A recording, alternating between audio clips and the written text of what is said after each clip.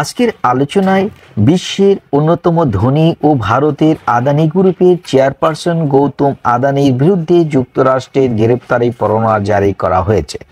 স্থানীয় সময় গত বুধবার যুক্তরাষ্ট্রের ব্রুকলিন ফেডারেল কোর্ট এই পরোয়ানা জারি করেছেন। তাকে একটি সৌরবিদ্যুৎ শক্তি প্রকল্পের কাজ পাইয়ে ভারতীয় কর্মকর্তাদের $26 কোটি ঘুষ নেওয়ার অভিযোগে এই মামলাটি করা হয়েছে এবং তার বিরুদ্ধে এই জন্য অভিযোগটি আনা হয়েছে।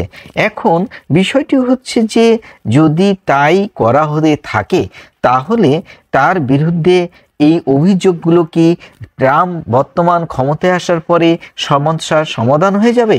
এই বিষয়টি বড় করে দেখা দিয়েছে।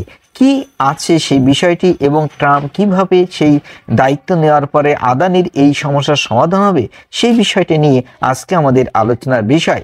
কিছুদিন আগে যুক্তরাষ্ট্রের প্রেসিডেন্ট নির্বাচনে ডোনাল্ড ট্রাম্পের জয় উদযাপন করেছেন বিশ্বের অন্যতম ধনী ভারতীয় ব্যবসায়ী গৌতম আদানি। একই সঙ্গে যুক্তরাষ্ট্রের জ্বালানি ও অবকাঠামোয় প্রকল্পের $1000 কোটি বিনিয়োগের পরিকল্পনার কথা ঘোষণা করেছিলেন তিনি।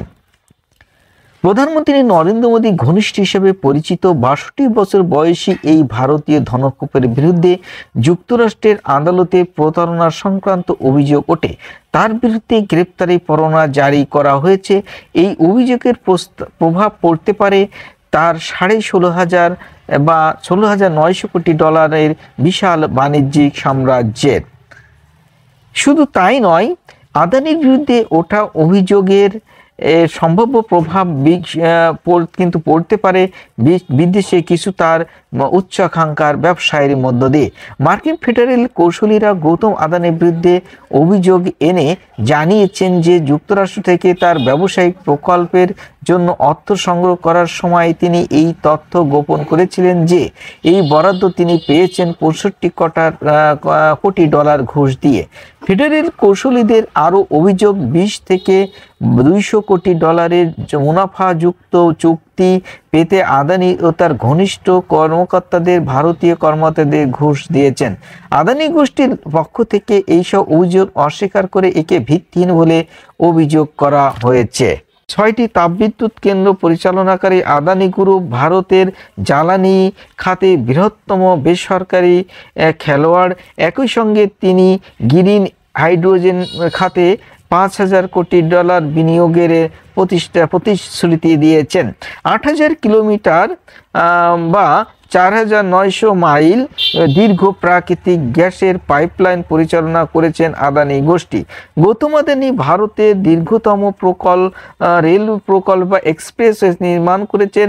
ভারতের বৃহত্তম বস্তির পুনর্নির্মাণও করছেন তার গোষ্ঠী। গৌতম আদানির অধীনের সংস্থাগুলো 25,000-এর বেশি লোককে নিয়োগ করলেও তার ব্যবসা কিন্তু দেশব্যাপী লাখ লাখ মানুষ প্রতারিত বা প্রভাবিত করে। গৌতম আদানির বিশ্বব্যাপী বাণিজ্যিক উচ্চাকাঙ্ক্ষা তালিকায় রয়েছে ইন্দোনেশিয়া, অস্ট্রেলিয়ার কয়লা খনি পরিচালনা, মস্কোর বিমানবন্দর পরিচালনা ও জ্বালানি প্রকল্প। তানজানিয়া এবং কেনিয়া জুড়ে $100 কোটি বেশি মূল্যের অবকাঠামো প্রকল্পের আদানি গ্রুপের নজর রয়েছে। ভারতীয় এই ব্যবসায়ী বিস্তৃত সাম্রাজ্যের প্রধানমন্ত্রী নরেন্দ্র মোদীর নীতিগত অগ্রাধিকারগুলো ঘনিষ্ঠভাবে প্রতিফলিত হয়। উদাহরণস্বরূপ অবকাঠামো উন্নয়ন এবং সাম্প্রতিক সময়ে নবায়নযোগ্য শক্তির উপরে মনোনিবেশ করেছেন। প্রসঙ্গত, নরেন্দ্র মোদী তার এবং গৌতম আদানি দুজনই ভারতের গুজরাট রাজ্যে জন্মগ্রহণ করছেন। গুজরাটের মুখ্যমন্ত্রী পদে আসীন থাকার সময় থেকে শুরু করে প্রধানমন্ত্রী হওয়া পর্যন্ত নরেন্দ্র মোদীর সঙ্গে তার সম্পর্কের দিকে ইঙ্গিত করে সমালোচকরা আদানি গোষ্ঠীর ব্যবসায়িক সাম্রাজ্যকে ক্রোনি ক্যাপিটালিজম বলে আখ্যায়িত করে থাকেন।